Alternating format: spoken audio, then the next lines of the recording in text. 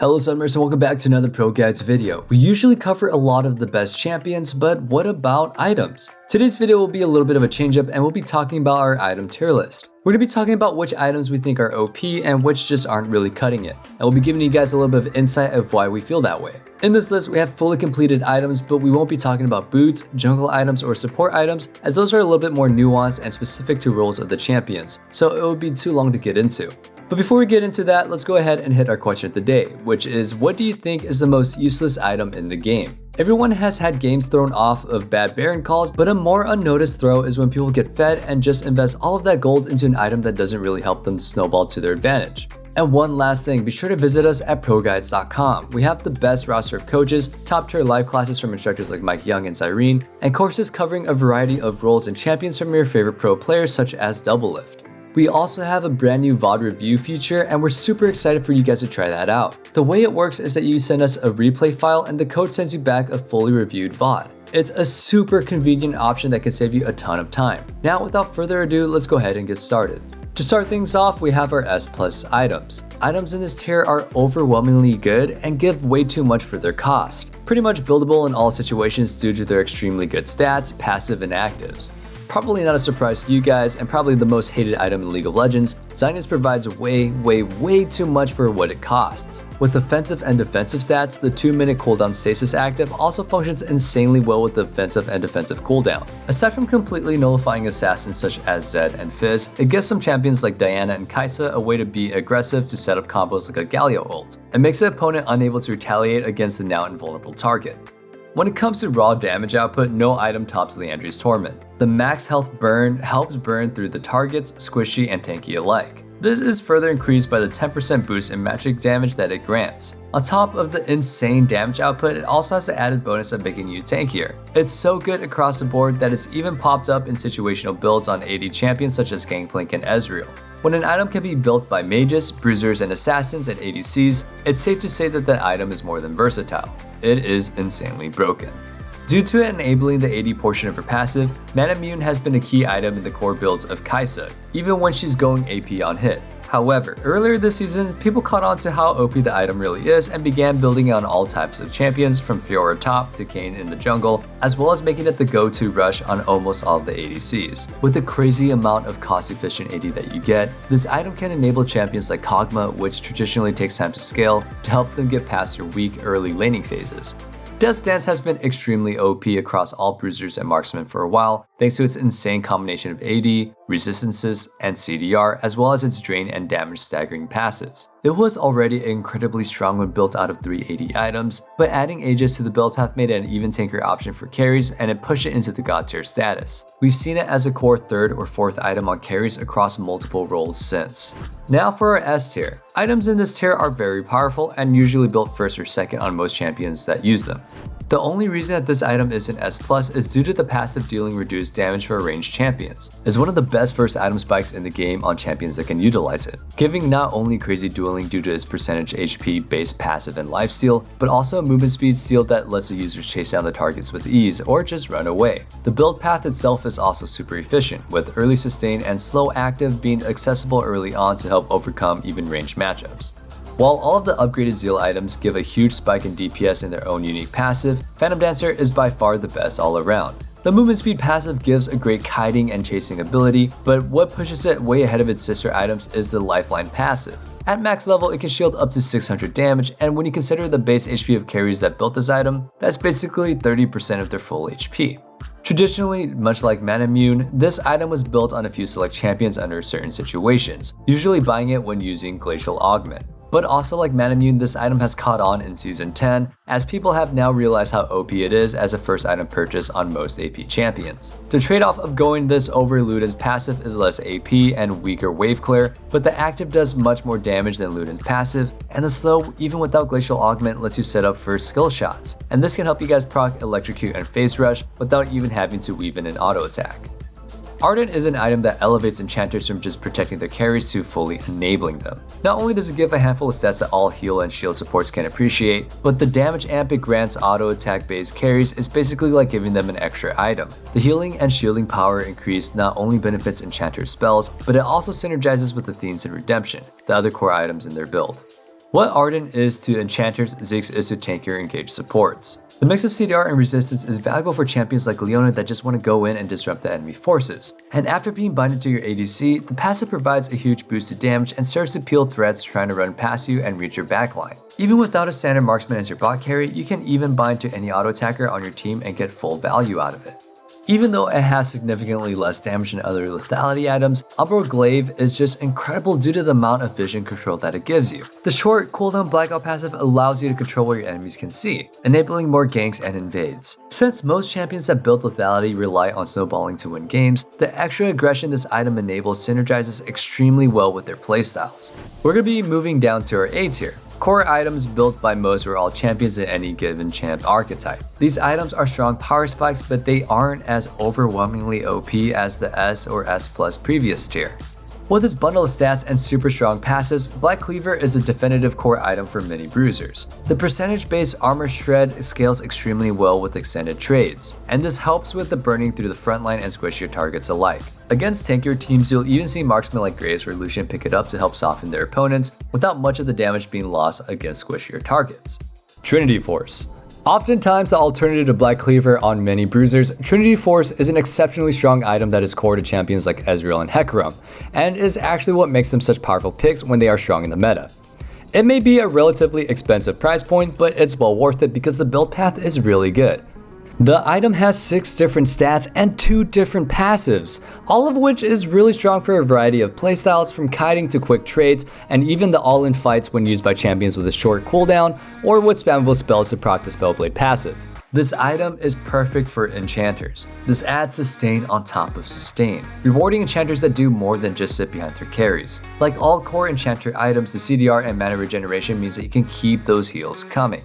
Redemption rounds out the 3-item Holy Trinity for enchanters. While not a lot, it does add some tankiness, but the real draw is the healing and shielding power and its super powerful active. The only reason this item is an S tier is because its active is reliant on having the healing and shielding power amps from the other items before it becomes extremely potent in teamfights. But once it does come online, the active is pretty much a second ultimate in teamfights. When it comes to efficient tankiness, Gargoyle Stoneplate is the very best for the job. This item gives a nice split between both resistances, and with its passive, those stats can be doubled. The active can turn a support on a budget into a mega tank for a few seconds, and it makes it the very best item when your job is to be the main engage or frontline for your teammates. The only reason that this is not S tier is because it lacks the utility for the rest of your team, and when you aren't a sole tank, the other items are just better. Solari bridges the gap between enchanter and tank support itemization, with the shield scaling off of both healing and shielding power as well as bonus HP. When coupled with redemption, it is an extremely powerful counter to AoE champions such as Katarina, Vladimir, and Karthus. Probably the most popular first item on every tank top lane, Sunfire gives great pushing power as well as tankiness. The second part of his passive that activates after CCing any enemy target is great for focusing on trades when you go aggressive, or for when you just want to quickly shove in a wave and get off a reset. The strongest counter to high attack speed carries, Thornmail combined with Sunfire Cape gives tanks the ability to even duel champions such as Jax and Fiora in the side lanes. Both the damage reflect and Grievous Wound make it an incredibly strong item against auto heavy comps. It can make tanks diving the backline nearly impossible to deal with, as ADCs die faster than the tanks that they are hitting. While most of the situational items are in B tier, Thornmail is so strong against auto attackers that it can even make it so most champions take more damage than they heal with lifesteal, so it definitely belongs here in the A tier. One of the most common MR items for tanks, Abyssal Mask is really strong for a couple of reasons. First, its component Catalyst of Eons gives a ton of sustain in lane, and then carries over into a completed item. Second, the aura it gives helps both tanks building it as well as their AP carried champions to deal more damage, giving it some more offensive power as well. Infinity Edges simply increase the crit damage and block of offensive stats, make it the very best item for increasing your DPS as any crit building AD carry, making it a core part of most marksman builds. Building Rapid Fire Cannon second is pretty much standard across the board of almost every marksman. The passive lets you hit targets that let you otherwise wouldn't be able to reach, and when it comes to late game teamfights, a 3 to 4 item ADC getting in 1 or 2 extra auto attacks can definitely mean the difference between winning or losing a teamfight. And when you put that on champions like Caitlyn or Senna that already outranges the entire enemy lineup, they can poke and siege from so far that the enemy can't even think about fighting back. With healing being so prevalent in the game, Mortal Reminder is pretty much a core part of all the AD builds. While Lord Dominic's Regard will certainly give you more damage on the charts, the healing reduction from this item makes it much stronger overall when it comes to cutting down your opponents. While ADCs build their core big damage items first, mages build Rabadon Seth Cap much later on into the game as it scales better with more AP. It gives a lot of ability power late game, so there's just not much more to say.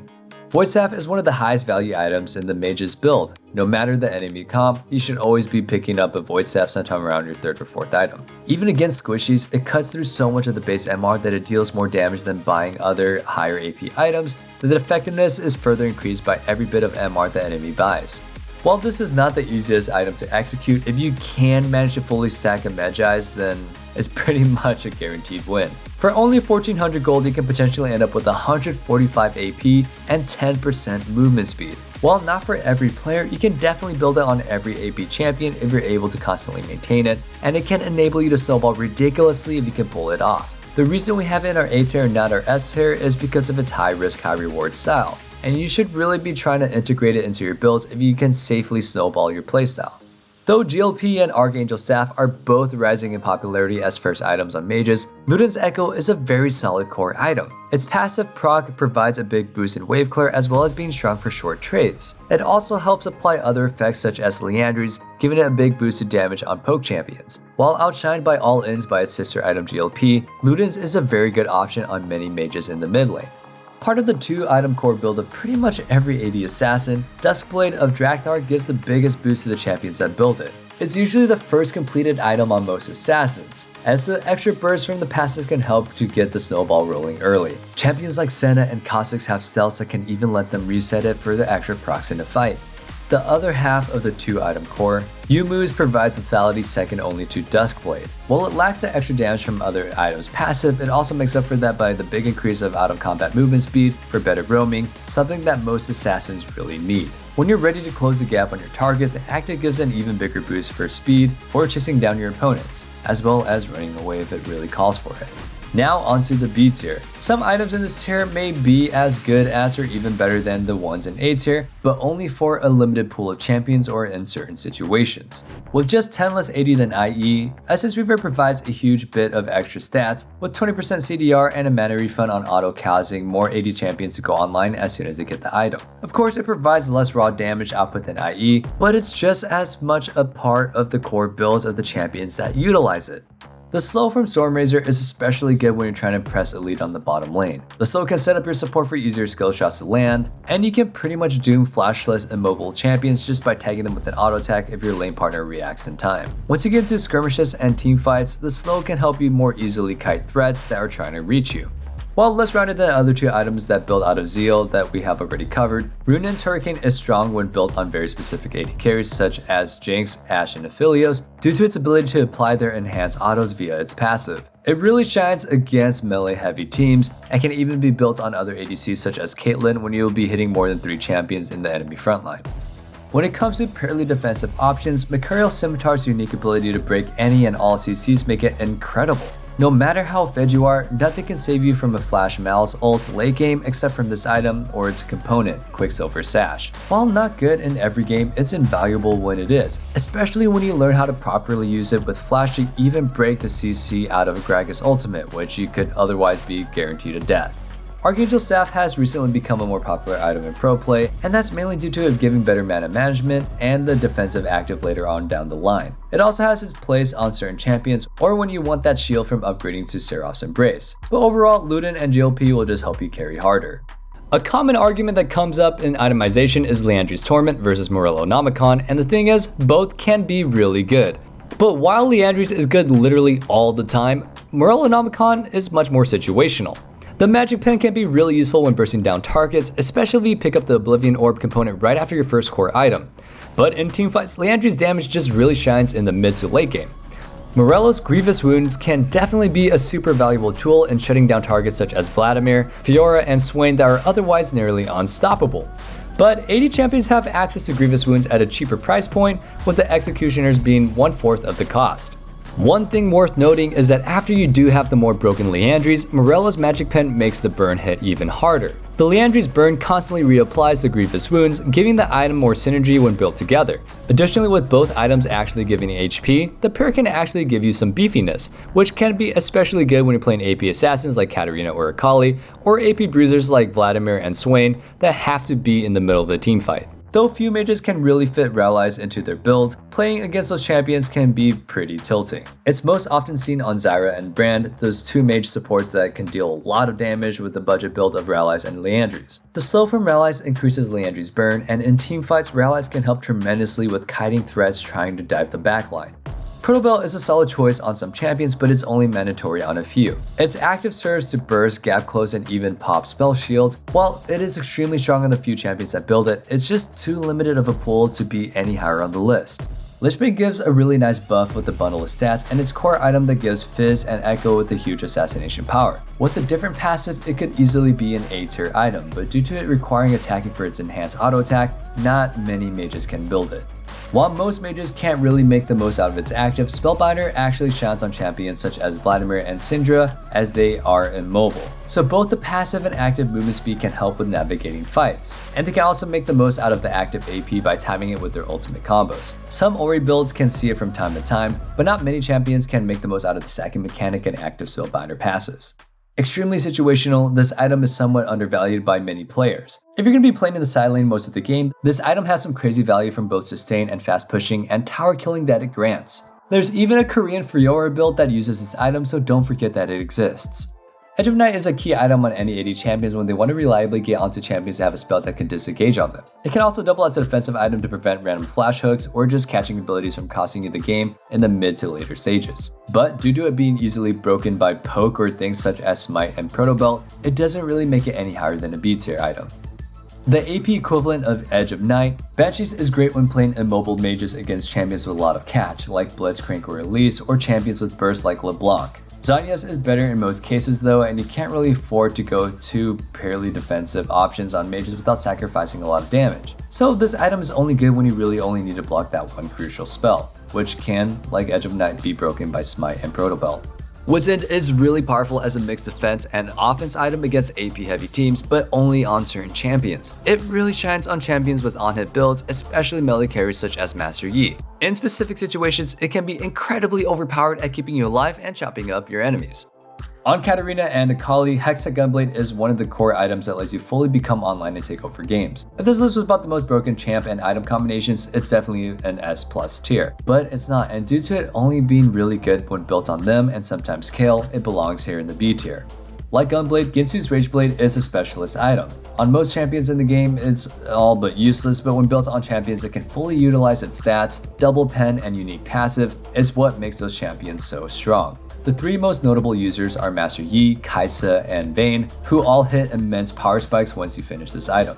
Usually being built with Ginsu, Snatcher's Tooth is built on accent champions that have both on-hit and AP scaling, namely Kale and Kai'Sa. While most AP champions are mages that rarely get off damage from auto attacks, both of these champions fully use attack speed, AP, and on-hit attacks and damage as hyper carries, with a big chunk of CDR being a very nice bonus. Due to it only being really good against low cooldown spam and dots, Adaptive Helm isn't the most commonly built MR item. However, when it's a good game for it, it's a really good game for it, as it massively reduces damage from champions such as Teemo and Brand. While pretty good on some tanks, Spirit Visage is especially strong on champions like Vladimir, Swain, and Fiddle, serving to turn them into extremely hard to kill drain tanks when the opposing team doesn't have much physical damage to shut them down. The 30% healing also negates a lot of healing loss from grievous wounds.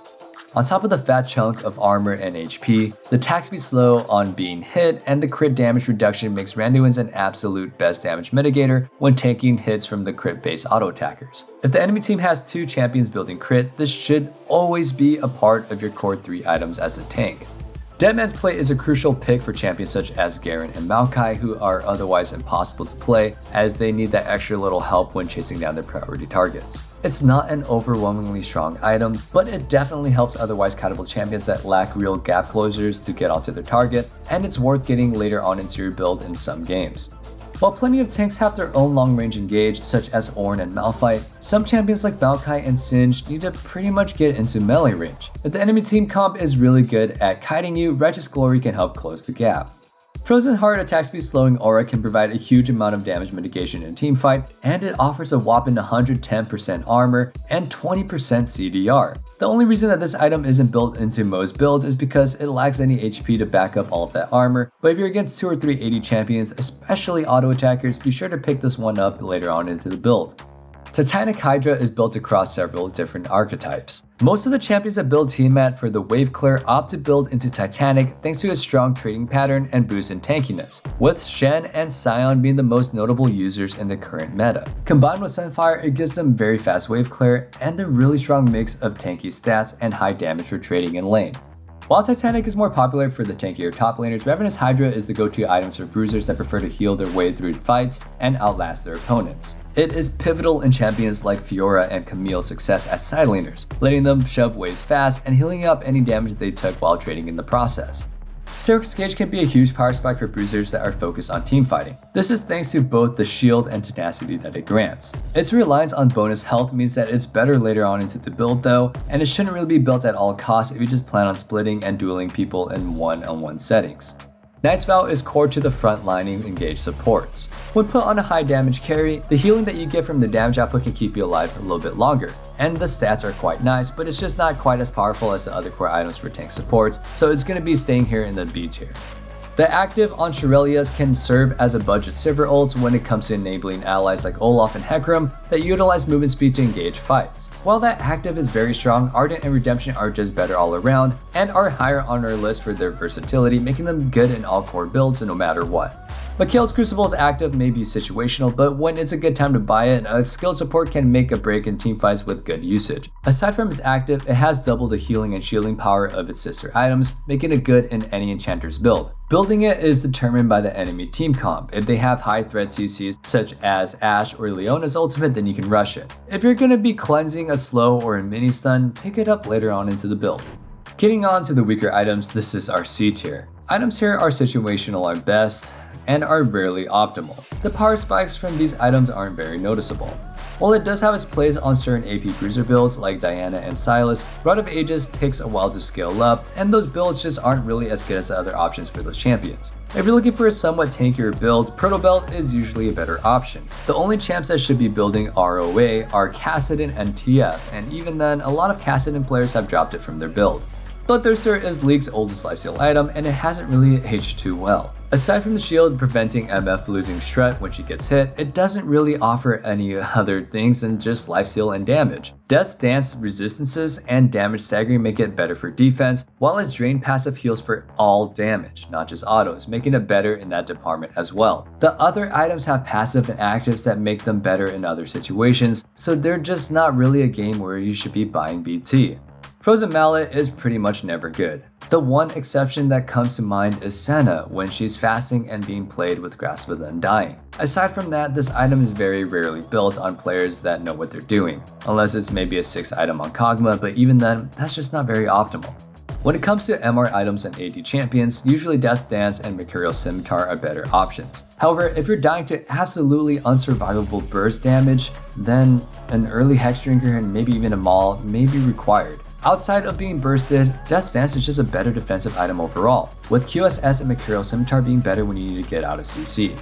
Though it is commonly built on pure tank junglers, this item really doesn't have any other champions that build it, even with their full 6 item builds. Maybe in ARAM when you're playing Soraka, but other than that, not really cutting it. The main use of this is to be able to soak up damage but heal to full HP without having to reset, to avoid giving up dragons and barons or some other objectives. It does come with a huge amount of HP, but it lacks resistances, and the passive from many other tank items are just overall more useful and have a greater impact on the outcome of the fights.